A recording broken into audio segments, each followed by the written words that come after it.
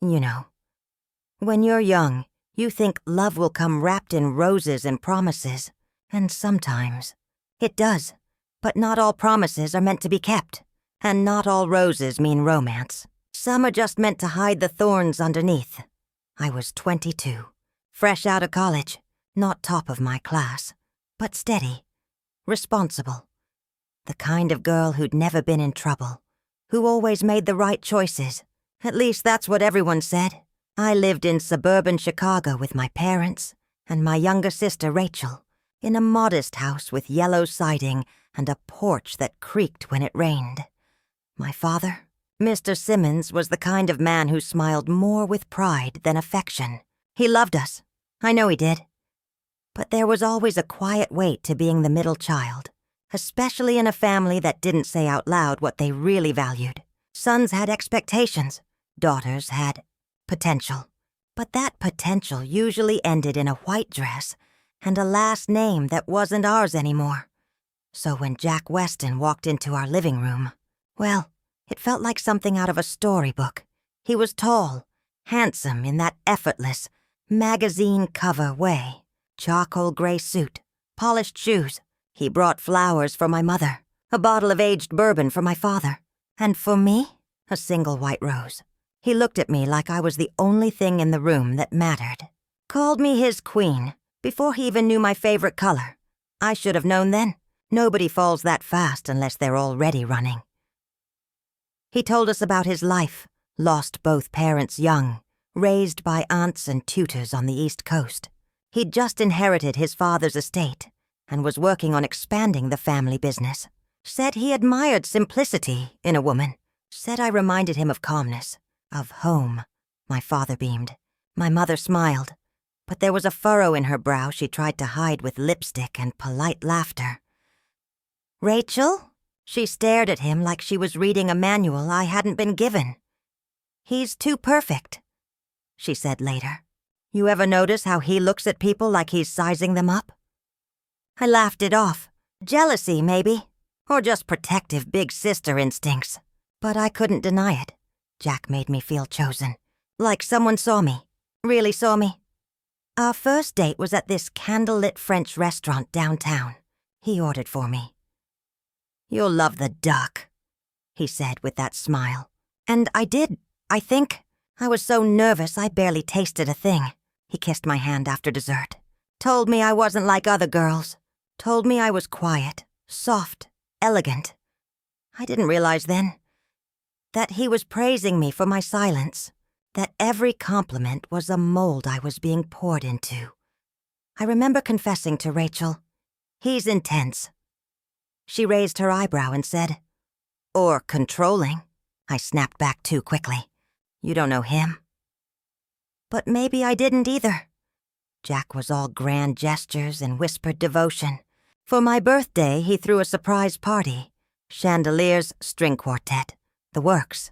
Everyone was dazzled, especially my father. But later that night, after the guests had gone home, he pulled me aside. Why didn't you wear the dress I picked out? His voice was calm, but his eyes, they weren't. I stumbled through some excuse. Said it didn't fit right. He smiled, not warmly. I planned things for you, Ruth. You should trust me. And just like that, the air changed. He kissed my forehead. Told me he loved me. I told myself I was overreacting, because that's what you do when you want something to work. You soften the edges of the things that cut you. A week later, he invited me to his estate. It was beautiful, cold but beautiful. Marble floors, winding staircases. Not a speck of dust in sight. But it didn't feel lived in. It felt staged, like a museum, not a home. He showed me the library, the garden, even the wine cellar.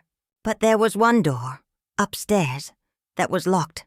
When I asked about it, he just chuckled. Just storage, he said.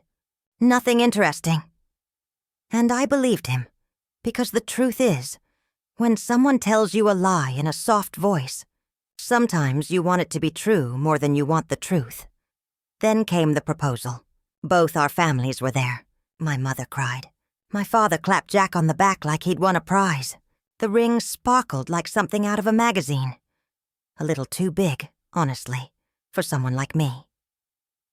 Jack knelt down, looked up at me with those steel-gray eyes, and said all the right words. "Ruth, you are my calm in the storm. My queen, my forever." The room blurred. I said yes. Everyone cheered. But then, he leaned in close, his lips brushing my ear, and he whispered, "Now you're mine." It should have chilled me, should have made me run.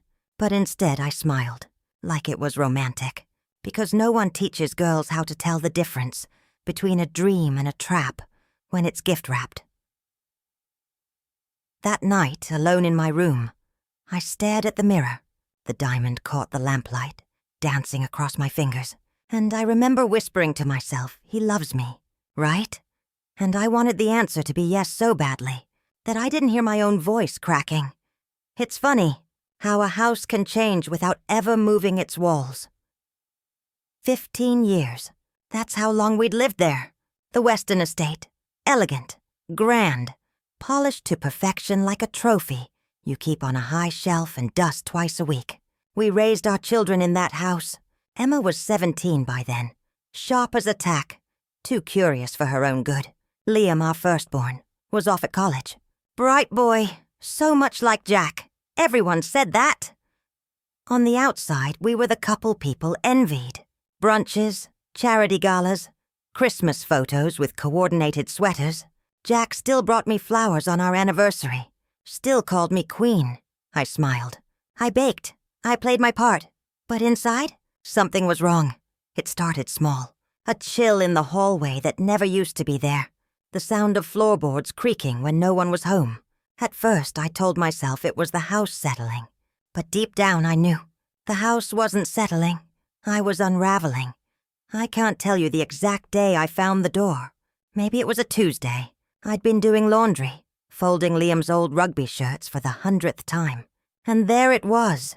A slight seam behind the bookshelf in the laundry room. Just wide enough to notice if the light hit it exactly right.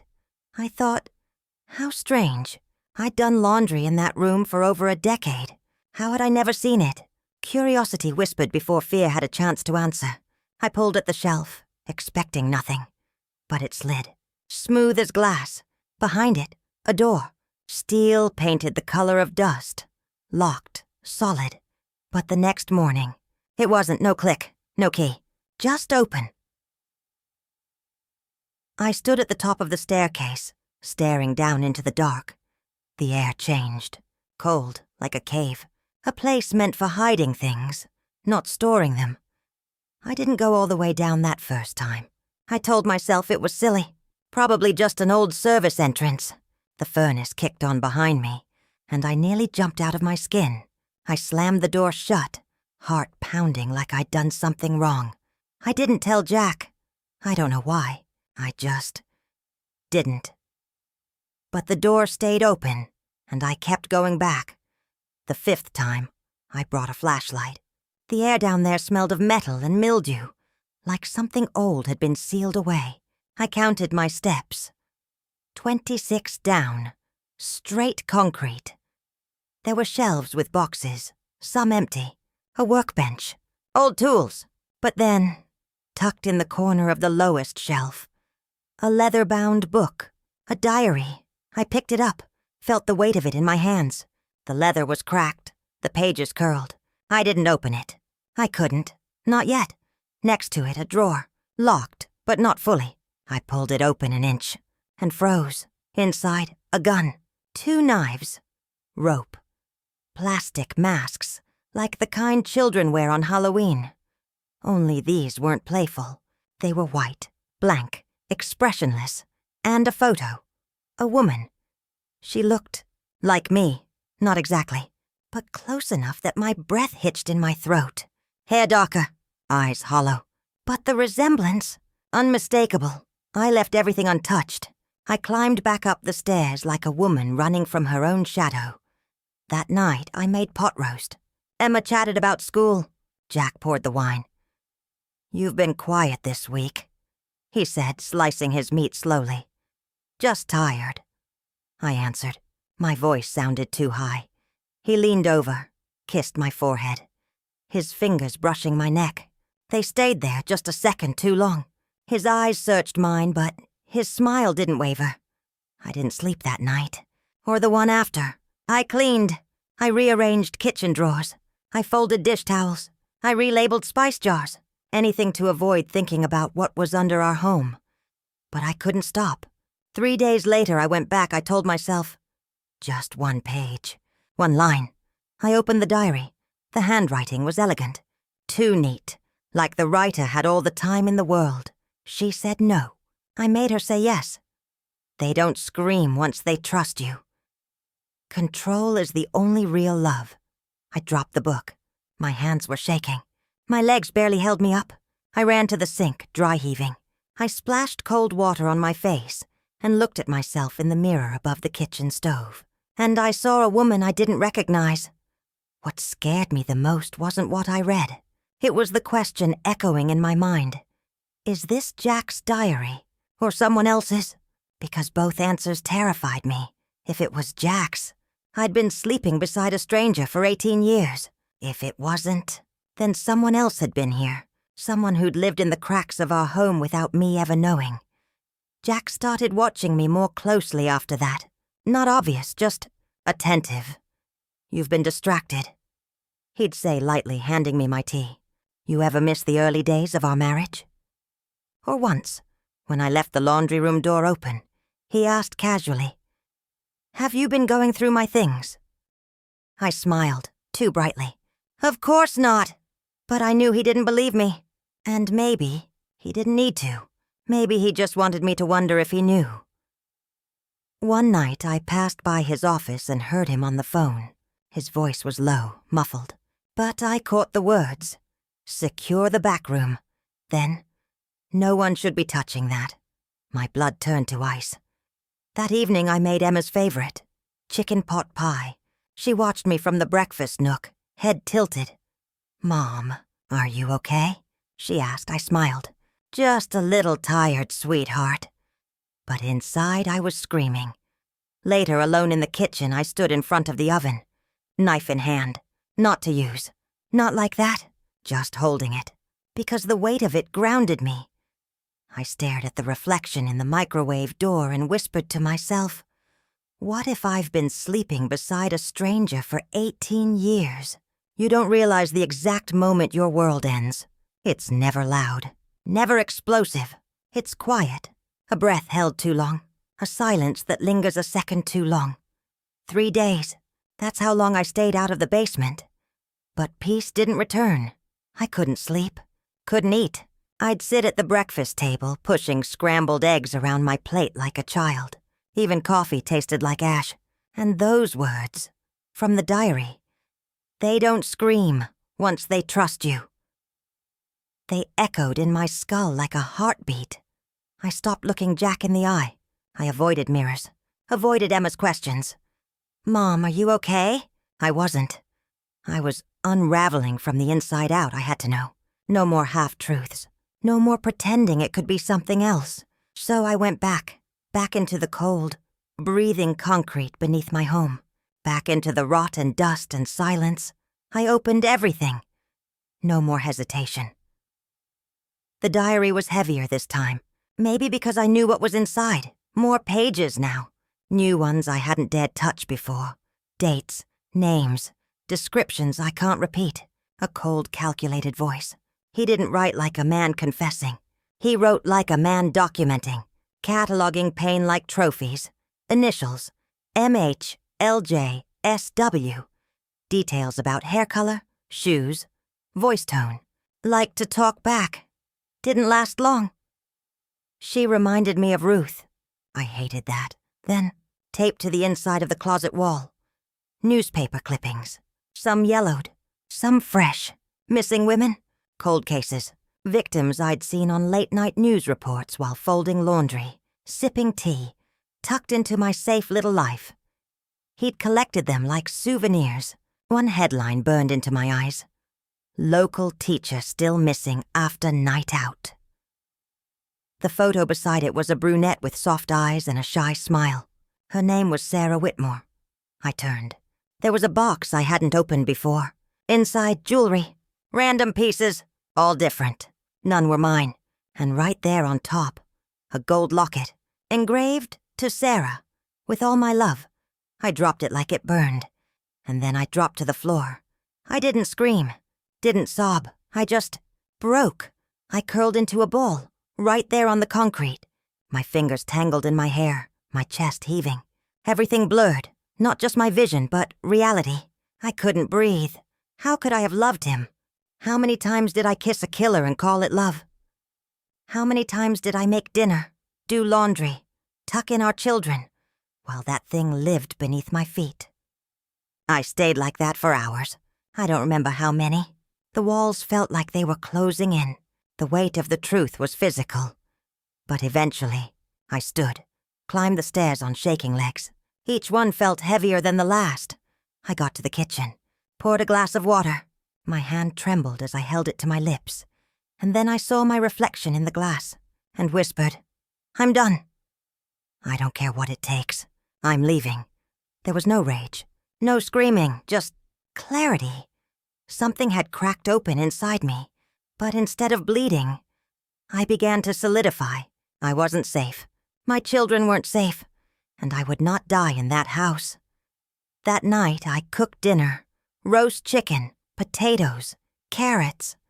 The smell wafted through the house like it always did. I moved robotically. The kitchen had never felt so foreign. Emma came home, said, "Smells amazing, Mom." I smiled, too tightly. Jack arrived 10 minutes later, kissed my cheek, washed his hands. At the dinner table, everything looked normal. Liam FaceTimed from school. Jack laughed at something Emma said, but I barely heard them. All I could think about was the drawer, the locket, the phrase, "I made her say yes."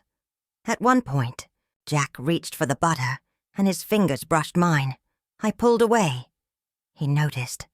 His smile flickered. For just a second. After dinner, we went upstairs. The house felt too quiet. My heart was a drum. I was standing in the middle of the bedroom when he came in behind me. "You look pale," he said gently. "Rough week." I didn't answer. He sat on the edge of the bed, began unbuttoning his shirt. Then I spoke. Quiet. Controlled. "I don't want to be here anymore." He paused, smiled at me. "You mean, in the room?" I shook my head. "No, with you." That silence, that pause, it felt like eternity cracking. He looked up, still smiling, but his eyes had lost their shine. "Did I do something wrong, Ruth?" I stepped back, arms folded across my chest. "I just want to leave, that's all." "You're tired," he said softly. "We'll talk in the morning." I shook my head again. No, no more morning after lies. This is me talking. I'm not your pet. I'm not your project. I'm leaving. He stood, slowly. His face changed, not all at once, but like a painting smudged by rain. The smile didn't quite reach his eyes anymore. His jaw tightened. He stepped closer, not threatening, but wrong. For the first time, I saw him without the mask. He thought I'd never find out, but I did. And now, I decide what happens next. You'd think the world ends with fire, but sometimes it ends with a whisper. I had whispered it the night before. I'm leaving. Not screamed, not begged, just said it, as if it were any other sentence. But that small truth, it detonated something inside him, and I could feel it the next morning. The air in the house wasn't air anymore. It was static. Jack barely looked at me. He buttered his toast, read the paper, sipped coffee, but his knuckles were white on the mug handle. He asked nothing. I said nothing. The kids were due back that night. Emma from a friend's, Liam driving in from campus. I spent the day cleaning a house I no longer wanted to survive in. I didn't go to the basement. I didn't need to. The horror was no longer beneath my feet. It was in the kitchen, on the stairs, in his eyes. That evening, it all broke. Jack came home just after 6, loosened his tie, took off his coat. He stood in the doorway to the dining room and looked at me. Just looked. "You're still here?" he said flatly. I stood at the counter drying my hands with a dish towel. Not for much longer. He didn't respond, just nodded once, as if absorbing data. We didn't eat dinner. There was no performance tonight. I don't remember what started the fight, if you can even call it that. But I remember what I said. You married me because you thought I was too stupid to ever find out. The silence that followed was not silence. It was a blade. Jack's eyes turned dark. He didn't blink. You're upset. I'm awake, I snapped. You used me. You used this whole family. You're a killer. You think I don't know what's in that basement? His hand slammed against the table so hard the wood cracked. And then I heard footsteps. Emma rushing in. Mom? What's going on? I turned. My daughter stood at the threshold, her face pale, eyes wide. He killed them, Emma. The women on the news. The ones who never came home. I found the room. The photos. The diary. Her mouth opened, but no sound came. She froze. Then Liam came in behind her, keys still in hand. What are you talking about? Jack raised his voice. For the first time in years. She's sick. She's making things up. You don't know what you're talking about, Ruth. I know exactly what I'm talking about! I screamed back. You chained women down there like animals. And now that I know, you're panicking. He lunged forward, not with his fist, but with the voice he used to use in boardrooms. Enough. But I wasn't afraid anymore. Say it, I said. Say you did it!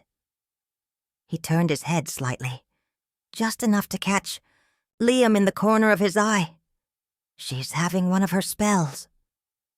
That was all he said before grabbing my arm. His grip was like iron. I tried to pull back, but he was too strong. Jack, stop! I kicked, screamed, twisted, but he dragged me down the hall. The kids chased after us. Let her go, Liam yelled. Dad, stop! Emma cried. And just before he opened the basement door, I shouted one last time. He's going to hurt me. He slammed the door shut. The basement swallowed me. He threw me down the steps. My body hit the concrete. I gasped. The pain bloomed instantly in my hip, my ribs. He yanked a chain from the wall. I didn't know it then, but it was the same one he used on the others. He latched it around my ankle. The cold iron snapped shut. You should have stayed dumb, Ruth, he muttered. You were better that way. Then the door closed, and the lock turned. That click. It wasn't just metal on metal. It was finality. I was no longer a wife, no longer a woman. I was a problem to be managed. It was dark, cold. The floor still smelled of bleach and old fear. I curled up, shaking, as the silence screamed around me. Upstairs, I could hear the chaos. Emma shouting, Liam demanding answers. Jack's voice. Calm at first. She's unstable. I had to restrain her. For her own safety. Then Emma again. Louder this time. Let her out or I'm calling the police. She was crying. I could hear it in her voice. I recorded everything. Jack paused. I heard it. Even down there. I heard the change in his breath. You what? I recorded the fight. I recorded you dragging her. I have it all. Liam added. I'm calling Uncle Mike. Uncle Mike. A detective in Cook County. Jack had finally cornered himself. I heard the creak of the stairs above me. The lock turned again. Light poured in. Jack stood there, silhouette framed in shadow. His face was pale. His control... gone. I didn't say a word. I didn't need to. Emma pushed past him, ran down to me. Mom. She fell to her knees, tears streaming. Liam followed, helping me up. My legs barely worked. But my eyes, they were sharp. I looked at Jack from the stairs. You're not the only one who kept records. He didn't speak. He just stood there, still as a ghost. He wasn't afraid of chains or even prison. He was afraid of being seen. And now, finally, he had nowhere left to hide. They told me once, during therapy, that healing wasn't linear. I didn't argue. But I did think, Healing doesn't always come at all. It's been 3 years since that night. 3 years since Jack Weston, my husband, the father of my children, the man who called me his queen, dragged me into that basement, chained me, and showed me who he truly was.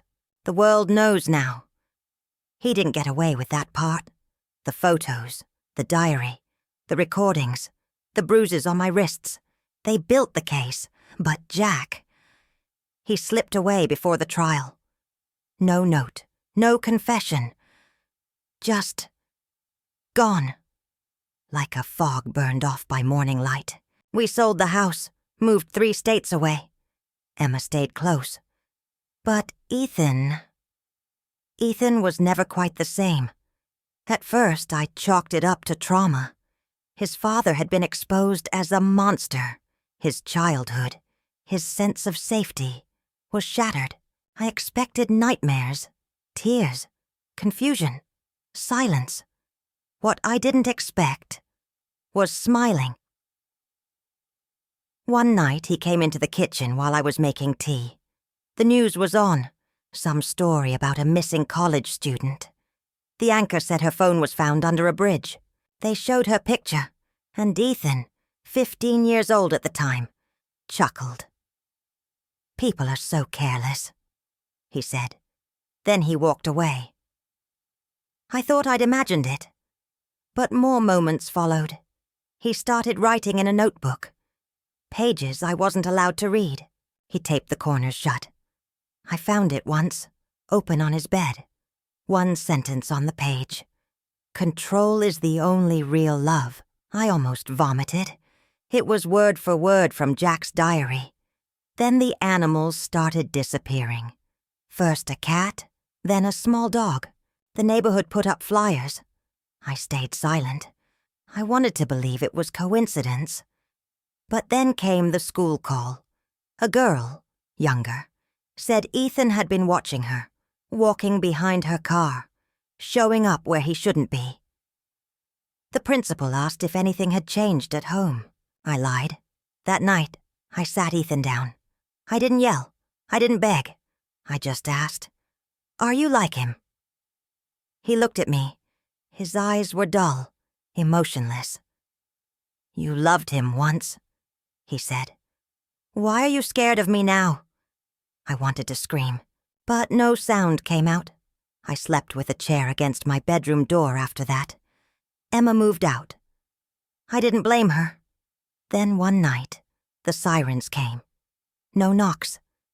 Just flashing lights through the window. I was already at the door when they arrived. "We're looking for Ethan Weston." I pointed upstairs. I didn't say goodbye when they led him out in cuffs. He didn't look scared, didn't cry, just smirked at the officers and asked, "Will this be on the news too?" The charges were severe. Multiple counts, violence, premeditation. He had plans, they said, drawings, names, a list. The judge didn't need long. Ethan was sentenced to life without parole. I sat in the courtroom, front row, my hands in my lap. I didn't cry. Not because I didn't want to, because I couldn't. I'd used every tear I had survived Jack. Now I was watching his echo walk away in shackles. After the trial, I went home, took out Jack's diary, the one the police had long since copied, catalogued and returned. I flipped to the last page. There, in his tight, neat handwriting. They'll never see it coming. Not even her, the notebook Ethan kept. It wasn't just mimicry. It wasn't a rebellion. It was a continuation. I raised Ethan with love. I made his school lunches, helped with homework, taught him to be gentle, to apologize, to care. But he was also Jack's son.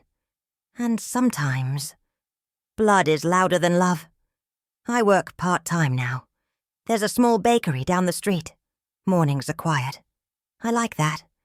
There are parks nearby. Children laughing, chasing each other in the grass. I watch them sometimes. Not out of sadness, but out of hope that somewhere in the chaos, Some child escapes their shadow before it finds them. When people ask about my family, I say this: one child saved me. The other reminded me I was never free. Jack ran, Ethan didn't. But the monster never really left. He just changed names. I used to whisper to myself in the dark, "He can't hurt me anymore."